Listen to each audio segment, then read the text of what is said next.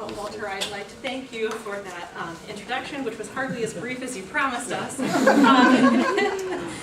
But also I'd like to thank you for the opportunity to share this work with the Wayne State community. I'd like to thank my co-presenters, Graham and Cindy, for being up here today with me, and to thank you, the audience, for attending this grant bag.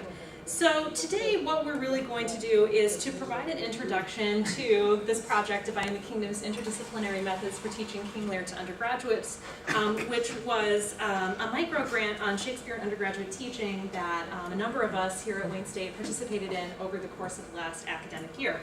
So I know that you all know this background about the First Folio coming here, but I feel as though I have to set the stage by talking about it a little bit here. In 2016, as we all know, the Detroit Institute of Arts, the Detroit Public Library, and Wayne State participated in a traveling exhibit sponsored by the Folger Shakespeare Library and the National Endowment for the Humanities, and it was entitled First Folio! Exclamation point, the book that gave us Shakespeare.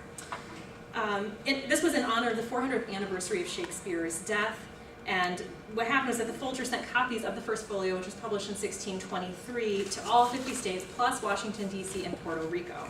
And this allowed people across the nation a really rare opportunity to get up close and personal with a valuable piece of our shared cultural heritage. Because, of course, the Folio is the book that gave us Shakespeare as we know him, as the name of the exhibit suggests. If we didn't have it, we wouldn't have plays such as The Tempest, Macbeth, Julius Caesar, As You Like It, etc. The First Folio's visit to Detroit was a real success. It brought together 3 great Midtown institutions, and it attracted 18,249 visitors in total over the course of its time here, which I still continue to be impressed by. During the 2016-17 academic year, the Folger and the NEH partnered together once again to offer a follow-up micro-grant, and this was entitled Teaching Shakespeare to Undergraduates.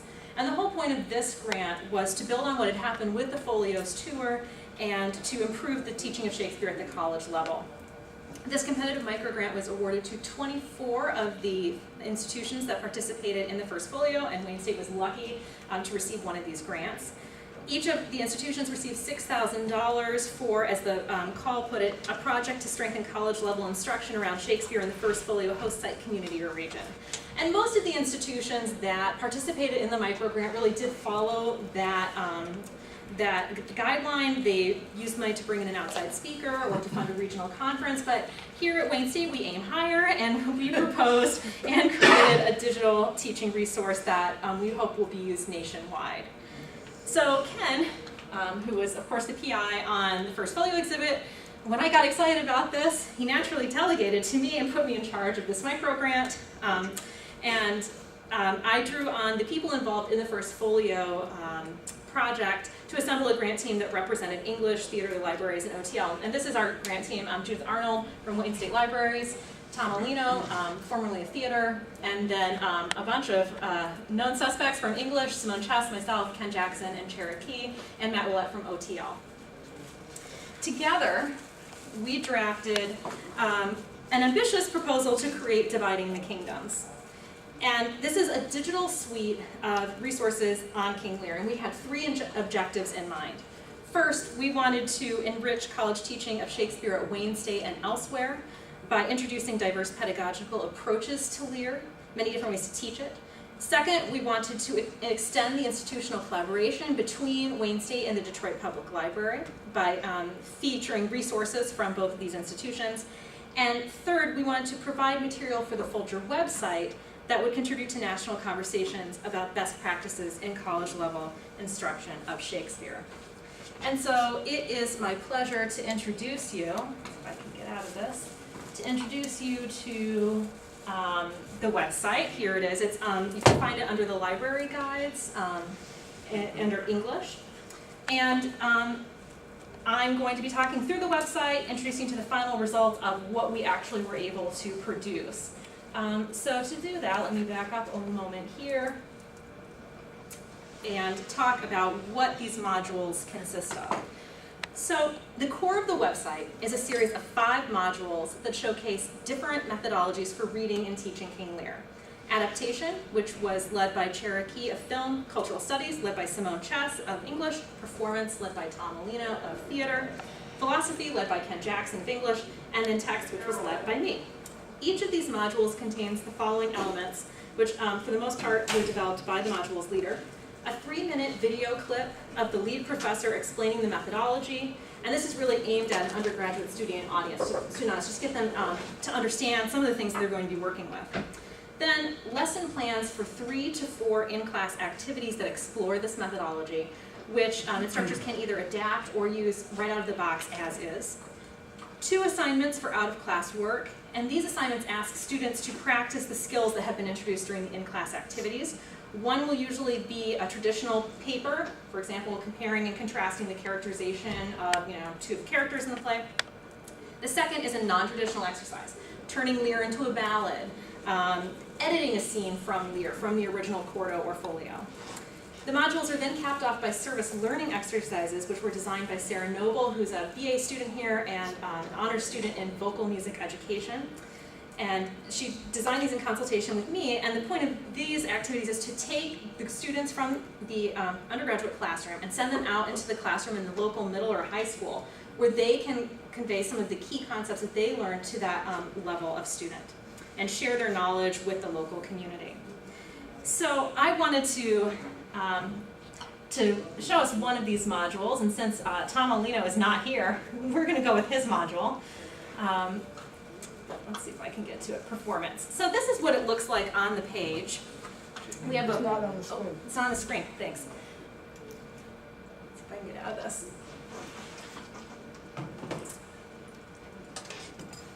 Let's see. There we go. We start with a brief overview of the module, which is really designed for the instructor to get a sense of what's happening in this module and how might you use it. And then, really the entry point is supposed to be the video, so I'm going to go ahead and play this short clip from Tom, where he'll explain what the performance module is all about. I think that's a little loud. Let's see who does this.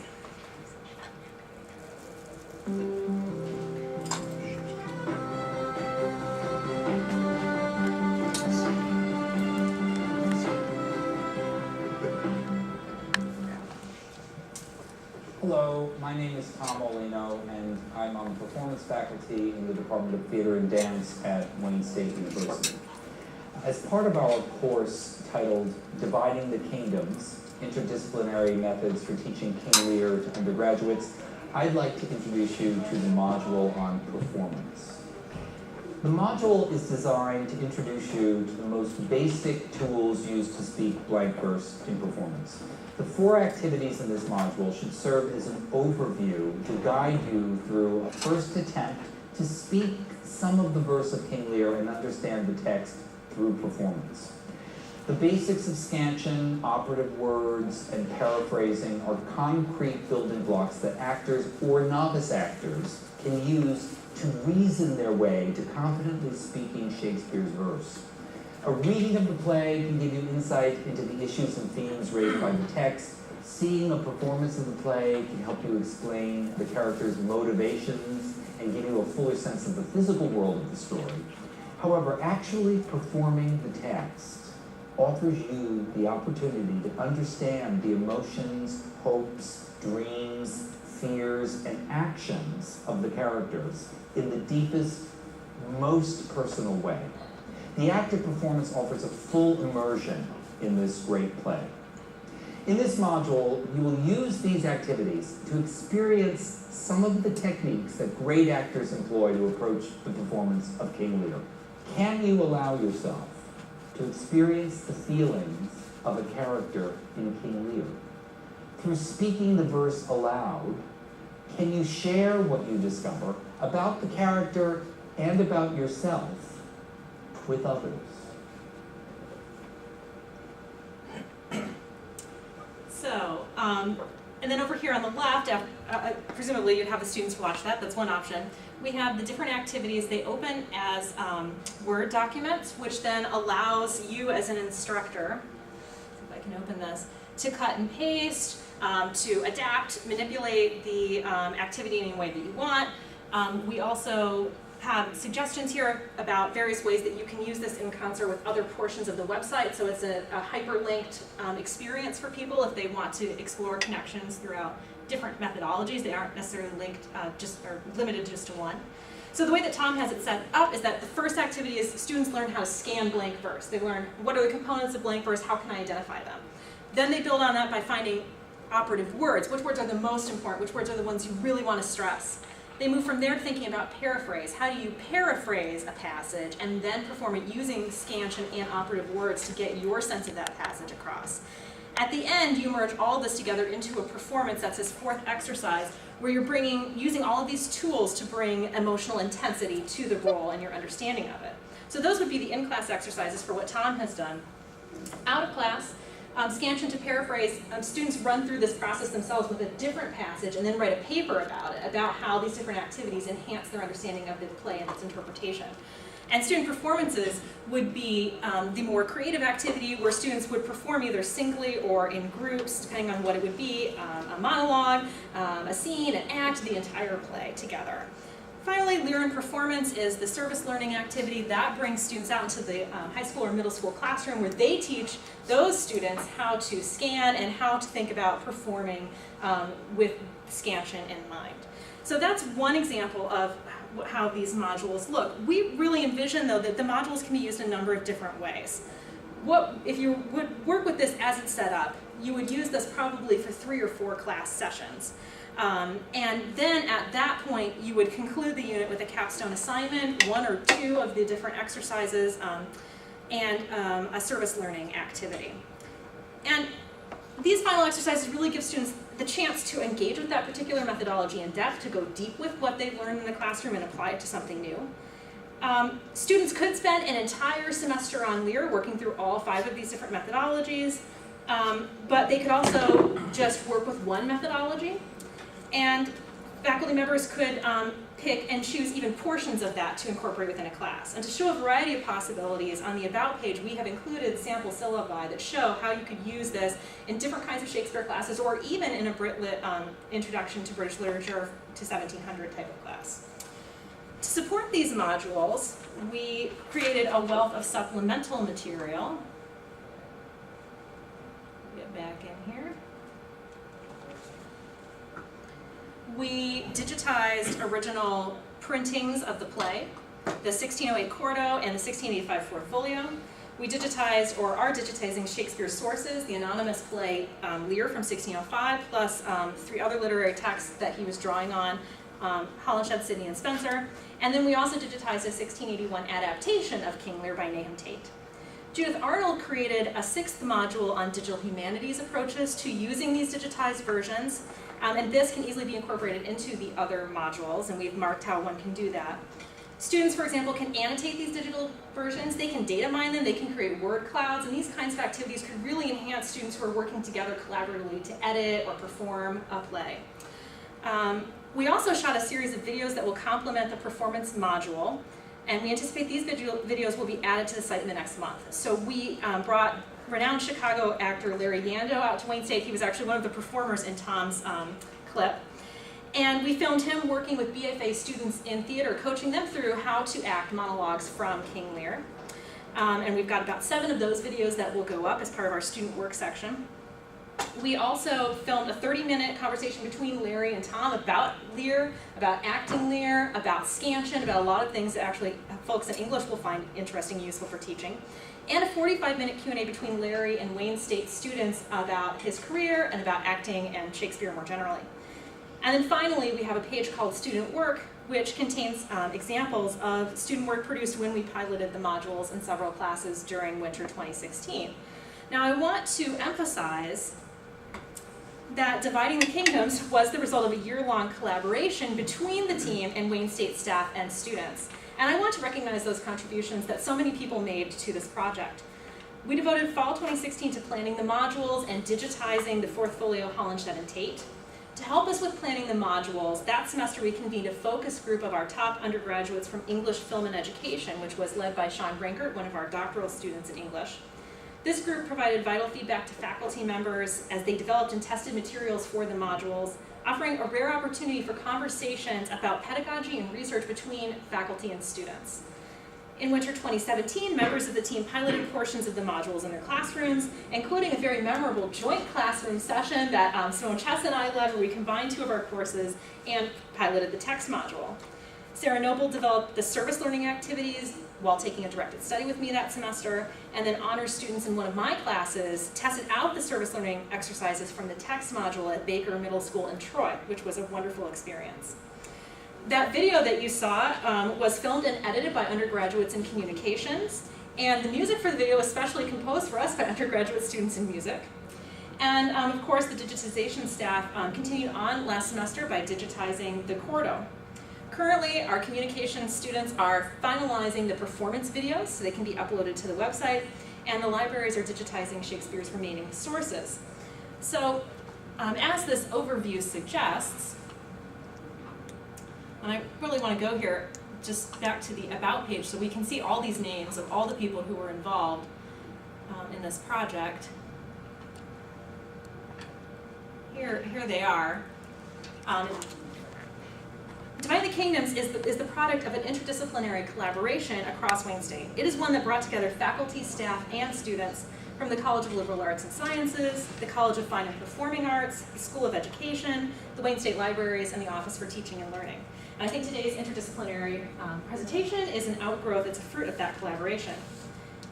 In addition to showcasing dynamic ways of teaching Shakespeare at an undergraduate level, this project has also, I think, demonstrated the value of Wayne State's mission as an urban research university. Dividing the Kingdoms has already allowed Wayne State faculty to bring their research expertise on Shakespeare into the classroom and to the wider metro area community. Turning now to future directions and conclusions, our ultimate goal really is to inspire further conversation among college professors across the nation about different ways to teach Shakespeare. And our next step is publicizing this. Obviously, this is a first step here, today's presentation, but we plan to begin publicizing this more broadly once we get our performance videos up. And I guess as a conclusion, I would just like to read the closing lines of the About page in Dividing the Kingdoms as a way of summing up our project and what I hope that we accomplish. King Lear is one of Shakespeare's most profound works, but also one of the most difficult to teach at the undergraduate level. By taking a multimodal approach to Lear, Dividing the Kingdoms allows faculty and students to explore the many layers of a masterwork that remains perennially relevant to the human condition. So I think we have a lot more fun planned. And Graham, I think we go to you next. Well, thank you. I'm going to sit because I'm going to have to operate the computer, so I'm not sitting to be rude here. Judith brought me on for the project to help with the digitization of the texts and to bring them online and provide access to them. And so I was going to show some of those and show what they do and talk about why the digital text, some of the affordances that they provide and how they sort of integrate into the project. So we digitized a few of these and we have put these in the digital collections here. And as Jaime mentioned, there's 4 that are digitized now, and there's a couple, there's I think 3 more coming still. Some of these the library contained, I think, and we have some up here that I think Cynthia will show here at the end. And the digitization project, it involved a lot of people in the library. We have a digitization staff, myself, who kind of works with putting the collections online. And it's an interesting process because I would see usually the digital versions before the print. And so a good example, which I'll show here, was the Tate edition, and not knowing much about the physical copy, I had seen the just this version, and I had assumed that the book was, you know, yay big, but as you'll see, the Tate, the physical version is very small. And so what we were trying to do with the digital versions was to facilitate some use in the classroom, some use beyond just reading and looking at the physical artifacts. So, I want to make sure I don't skip any points here. The digitization involved a book scanner that we have in the library. It's 2 digital SLR cameras that are pointed at a crisscross, and we capture opposing sides of the pages. And these were obviously very old volumes, and we wanted to protect them. And so we have a glass piece that comes down and protects the spine.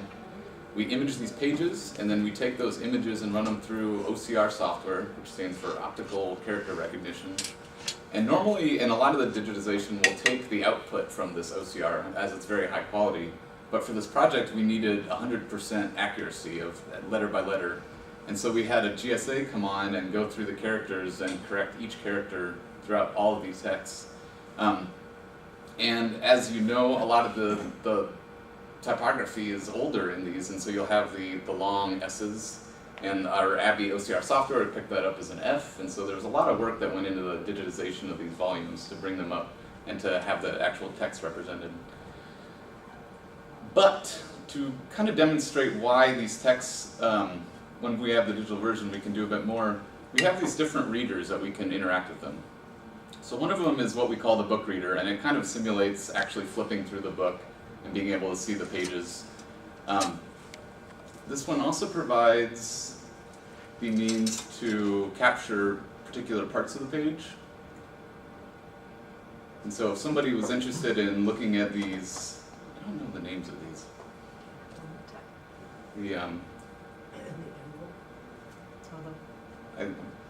Sorry, I probably should know the name of these. But the bookmarks, if someone was interested in analyzing or looking at these in more detail, they'd be able to click in there and they could share this link with other people, and so you'd be able to share regions of the page and sort of analyze different page parts. Another one of these readers is at sort of a higher level, if you'd like to look at the book sort of from a visual standpoint. And you get the pages, and you can zoom in quite a bit on each of these pages.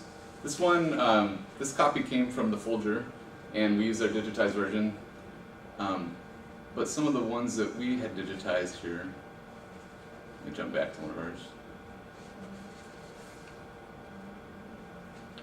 You can see in the Tate here,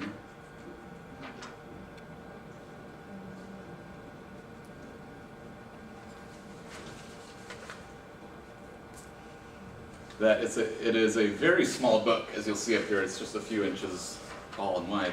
But you can zoom in pretty far and get pretty great detail on these. And so I know some of the images that were used in the LibGuide and in the presentations have come from this digitization, which is kind of all to say that digitizing can bring you detail and it can provide people remote access to the detail of these physical copies that we have. Another reader that probably figured into the teaching aspect of this a lot more is a reader we call Redux.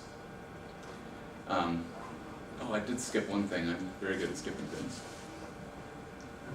The one other thing this reader allows us to do is compare books side by side.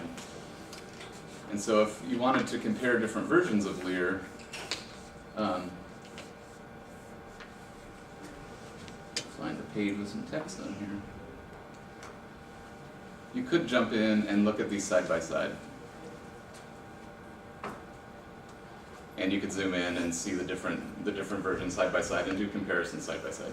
And so this again just kind of allows different kind of analysis and people to do this sort of research. But as Jaime mentioned, it was also integrated into the classroom.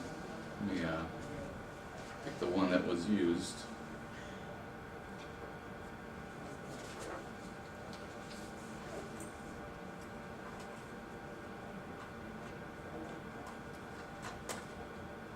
So this was used for the English 220, I believe it was.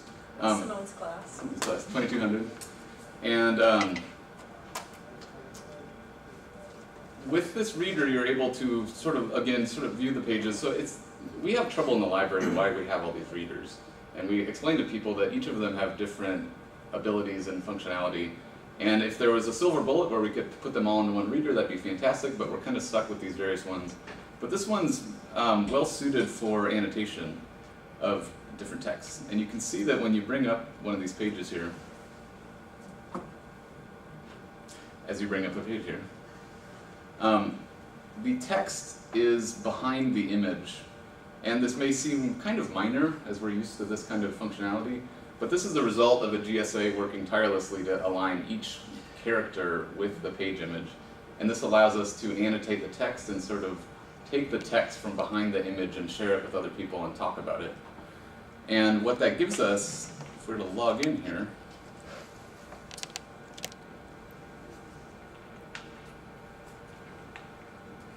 And I believe this reader is can be used by any university, any public institution. This is completely open and free, and we can make accounts for classrooms if they'd like. And so classes can log in and use this reader as well. And this was an account made for someone's class. And you can see this little 42 over here, which represents 42 annotations by students. And please correct me if I'm butchering any of this. And if we jump into a page, we're sort of looking at an annotated version of this text now. And you can see the students' comments here on the side of passages that they've identified and made annotations to. We can click on a passage and it'll jump down to their particular annotation. And what this gives us is the ability for people remotely, not in the same place, not in the same time, to talk about a text and point to specific regions in the text. Finally, and what I'm kind of most excited about, and I think will pay dividends later, is we've taken the text from these and people can start to do other digital humanities work with the actual raw text behind it. So I've kind of focused on the images a lot, side-by-side visual comparison, but the text itself is also embedded in these online versions. And we can actually see that if we were just to play with the URL here, that this is the raw text from the entire play coming out of the book. And we can send that to other tools that can do text analysis. Voyant is an example of this. And what just happened there is Voyant is a third-party website or tool, and it just took all the raw text from our digitized copy and sent it to Voyant for this online analysis. So again, what you make of these tools is really up to the instructor or the students or the scholars, but there's a lot of power here if you ask the right questions, and these online texts are kind of what make that possible by putting this in a structured format that can be reused elsewhere. I think that was most of what I was going to cover, so I will turn it over to Cynthia. Okay. So, I'm Cindy Krolikowski. I'm the Special Collections Librarian. My job was to use our catalog to find the books so they could do the digitization. I brought 4 books with us today. We do have the small Tate Lear. We have digitized the Fairy Queen, and it's open to the parts about Lear, but it's not in Graham's thing yet. And then this is the Holland Shed. This is volume 2, I think, 1 and 2 of the Holland Shed, which talks about King Lear, who is L-E-I-R. That's how he spells it in here. And for your viewing pleasure, I have also brought a 1591 Bishop's Bible from the reign of Elizabeth I. I have it open to a really cool picture about Adam and Eve. And I love this book. It has like wormholes in the cover, and it's really quite cool. I would invite you to come up, if you're going to touch it, because you guys have been eating, maybe you want to slip outside and just wash your hands. That's all we really need, is just to have you wash your hands. It was found that, unless you're of course working with the Gutenberg Bible or something, that when people wear white gloves and they have original primary sources, they lose the fingers, they use the feeling in their fingers, and they tend to start ripping the pages. So as long as you wash your hands, you can have a look at these, you can touch the paper if you'd like to do that. The only time you really do need to wear white gloves is if you're working with organic or textile material, because the oil from your fingers will affect the condition of the artifact that you're working with. But that's it. I'm not going to say anything else. If you want to come up and look, please be my guest, and I think there's a bathroom right out there if you want to touch the 400-year-old paper from, please come, because this paper, all of it is remarkable because it was all made mostly with linen and not with wood pulp, so it's not reacting with the pollutants in the air and burning, and becoming very brittle. It's supple, you can feel the printing on it, and you can smell them too. They're not moldy or anything, but they have kind of a smell to them that I think you should engage most of your senses and come up here and have a look at these. So that's me. Again, if you want to touch them and you've been eating, you just want to wash your hands and you'll be fine. Wow, you're all stunned into silence. Come on. Come on up, have a look. It's touch. Will come from a museum or something? If you just want to see. If you just want, yeah, no, someone donated it to us, and we preserve it in our vault. We have it in our vault. Most of our special collections, by the way, are in our catalog. They're not hidden. They're available for people to look at. Things from the vault, you need to make an appointment with me, but other things that we have in our closed collections can generally be brought down to the checkout desk at the Pretty Kresge Library, and you can use them in the library. So don't be afraid. It can't hurt anything. Let's move these chairs out of the way so you can get a better look. Judy, you want to take questions now? Yeah, we'd be happy to take questions while people enjoy looking at these wonderful treasures from our special collections. Yes, Todd? I have actually a question for each of you. I know that you said, well, I mean, first of all, why Lear? Because it seems like all these modules would lend themselves really easily to other places, not even necessarily. Yeah, I mean, you definitely could translate this to a lot of different places. We picked Lear for a number of reasons. One, we thought that it was a big, juicy play that could handle the range of approaches. Some of these, you know, if you're looking at something like Tempest, the text module wouldn't be as great with that, for example, right? And so we knew that this could handle all 5 of the methodologies, no problem. Another reason that we picked it was because Judith was there and she said, oh, we have this name and taint adaptation of it in the library. And so right away from the beginning, we were thinking we could digitize these and do some interesting things with our own special collections. So that was the other reason that we went with it. And then the third was the folder already has materials up to help people teach, especially at the high school level, to teach Shakespeare. And we were thinking Lear is one of the lesser taught plays in some way at the college level, you know. So we picked it because we thought it might be the kind of play where you would benefit from this type of resource. Right. So we had a number of different reasons for it. But like, it does seem like all 5 of these modules would Oh yeah. translate really well together.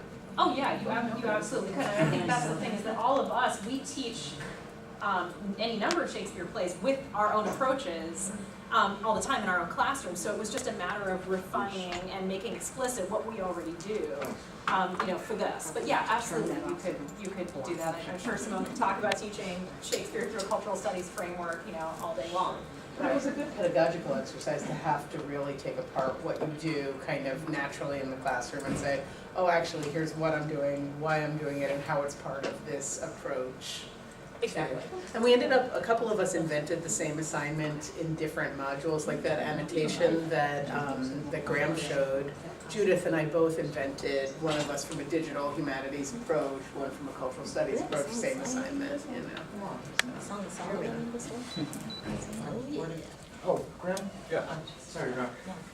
You are navigating this stuff relatively, you know, fluidly, but you know, presumably you've done it a bunch of times. How difficult would it be for someone not familiar with this, I don't know, program or software or whatever?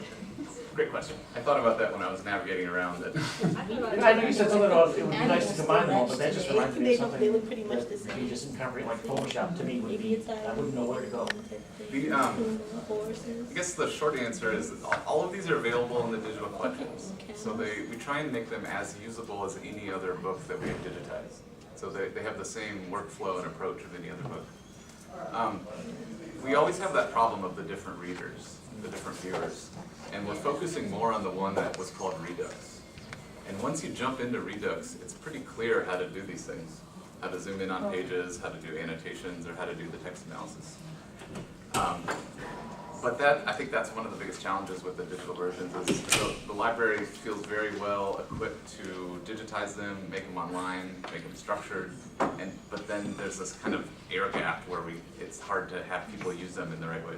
Which is why the integration with the class is like a really neat instance of that, where there's a little bit of direction on here's how you Everyone can learn. Exactly. And that was one of the first times we had annotations used in there, so we were all cheering. This thing that we built real hard to work was Thank you. Yeah. Flip through it again. Eric, did I see a hand from you? Yeah, sort of building on Todd's question, if you're going to commit a semester to doing all 5 of those exercises, you're spending a lot of time on one play. I was wondering if, understanding why you picked King Lear, and I think it was wise to pick one play, would it be possible, or is there any guidance in there for if you wanted to adapt each module to a different play, Is there any guidance in there for, you could also do this most productively with perhaps the following three?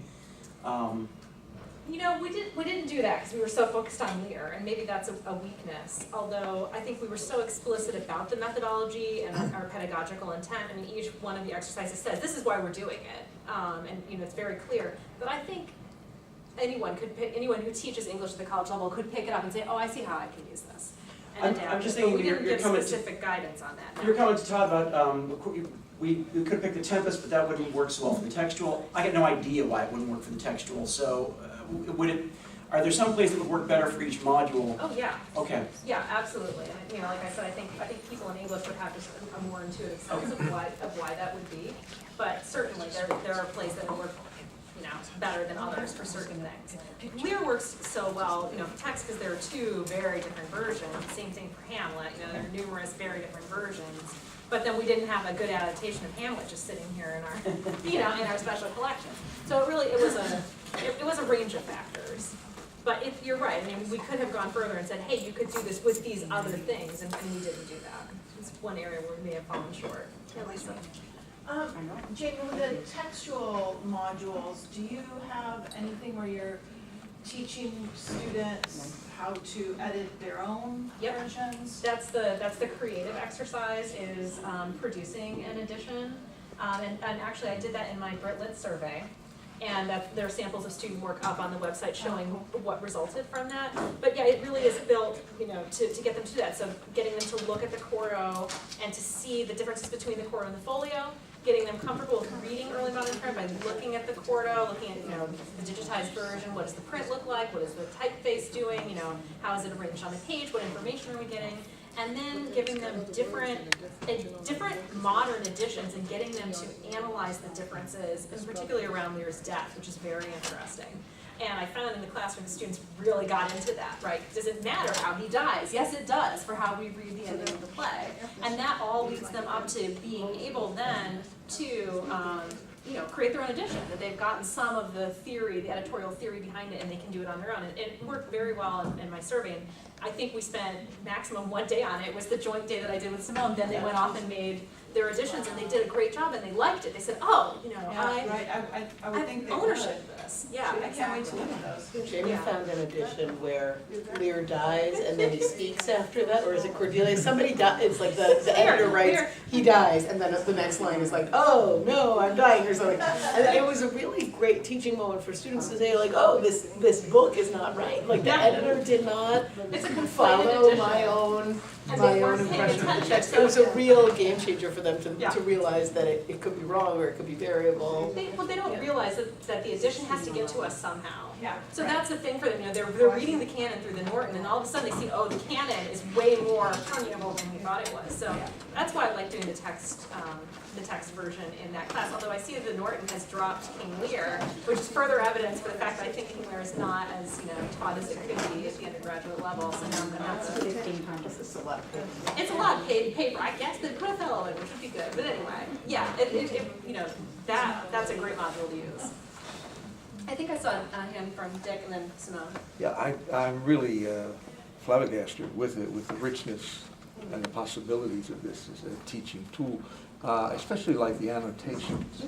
And I'm wondering if you have any results from that. That is, are these annotations, as a form of, do you imagine these annotations to be sort of pretext for their writing, their own complex essays?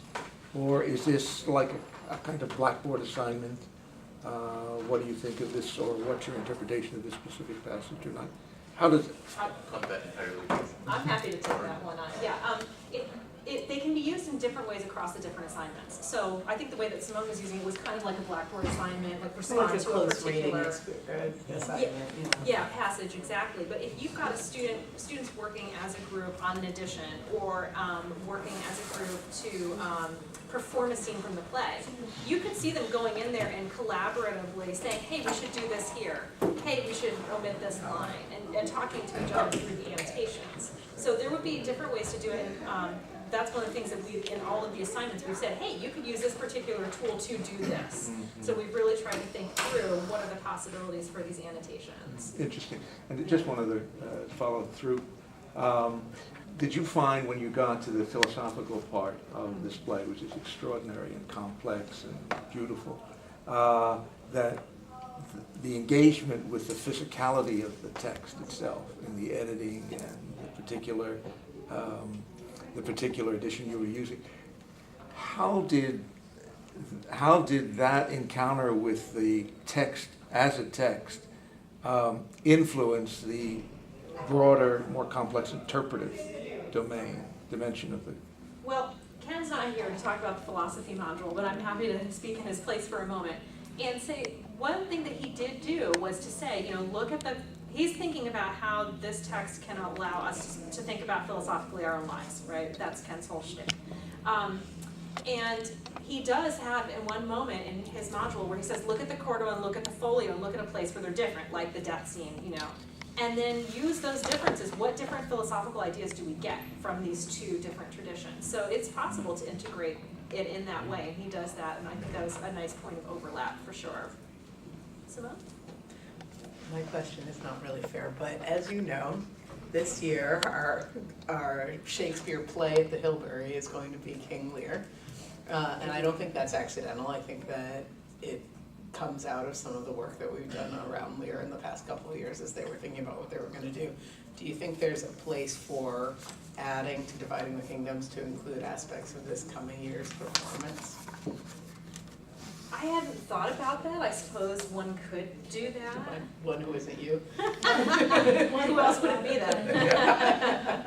I mean, I will say that I do think that in a way that Dividing the Kingdoms has already influenced it, and not even just in the choice of the choice of play, but that we have 7 performance clips with people who are probably going to be in Lear. Right. And Larry came and brought to a broad audience of BFA students who were all there knowing that King Lear was on the schedule and ready to get his wisdom.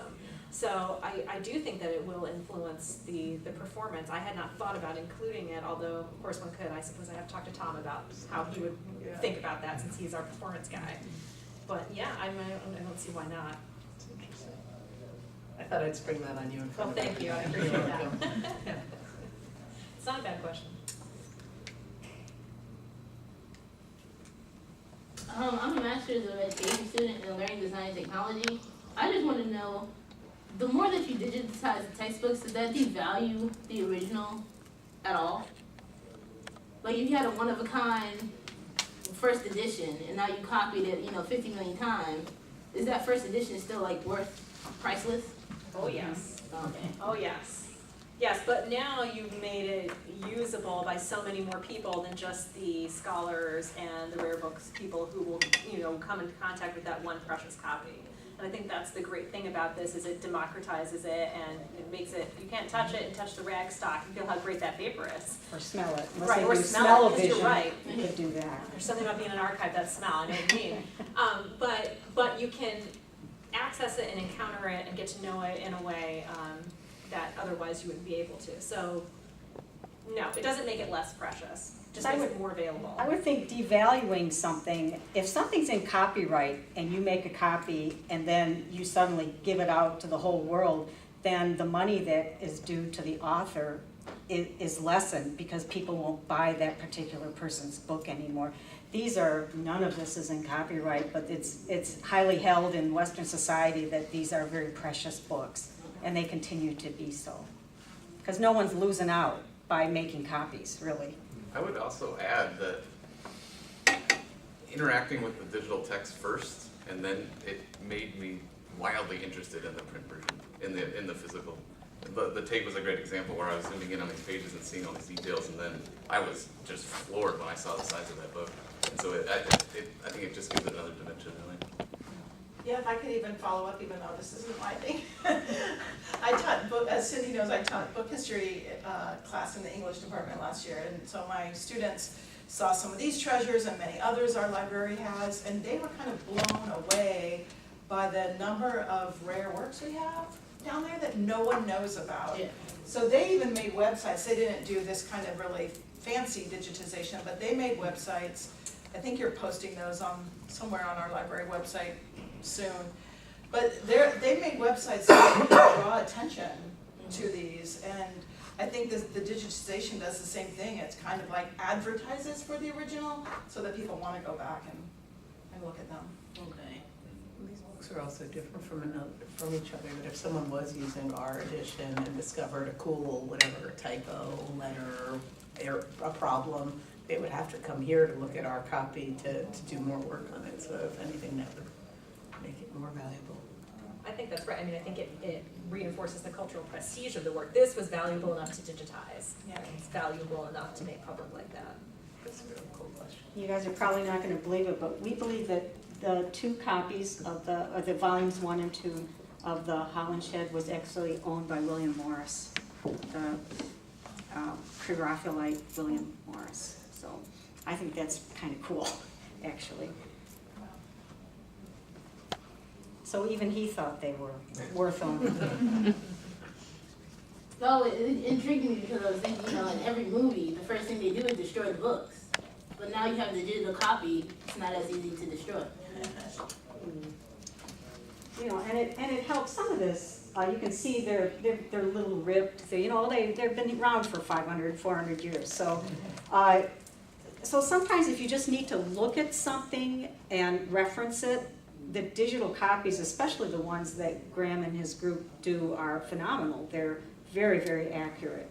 You know, so those people that actually need to come and find the one typo or then they can see that and make an appointment and come and look at it themselves. But yeah, I think this makes it, as Jaime said, it just opens up, it makes it, gives it to a much bigger audience. More people can have a look at it, and I like that. I like disseminating this out like that. I would add kind of a weird tangent to that. When you digitize books, and it allows you, it's sort of an online, stable, canonical version of this digital edition now, and that can be pointed to in scholarly work. And so in scholarly publication, you can actually show a region of a page image or a particular annotation. And so it can make, I think, discussing these works easier too. Yeah, I think that's true. And there are digitizations and there are digitizations, and these are really great Right. digitizations. They're high quality beyond just kind of, oh, here's a microfilm that we turned into a PDF. Photocopy. Exactly. Evo, thumbs down. Right? That these really do allow you to do a lot of things that you don't even need to come in and see this. If you're looking for that one typo, you don't even actually need to come look at it, right? Because you can see it clearly and so well in the digital version. So it opens it up, just not even to the public, but to scholars as well, and it makes Wayne State's collection so much more accessible, whereas I think most scholars wouldn't know Wayne State had anything. But we do have a lot of exciting things. And You should they're share all that. in our catalog. So use our catalog.